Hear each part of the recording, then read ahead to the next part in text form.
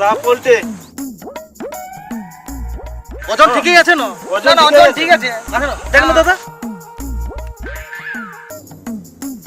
একটু কম কম লাগছে, পয়সা মারিছি নাকি? এ রাস্তায় আসার সময় দুবার হাইলিও কম হবে না? আচ্ছা বলছো তোমরা। হ্যাঁ তো ঠিক আছে রাখো। একটু বনান দে আমি বানাবো, কিন্তু 2 পিস বেশি লোক। এই শালা সবটাই বেশি বলছে রে, ছাড় আমি বানাবো। তোমরা ভাতটা হয়ে গেছে, ছোট বাকি আছে।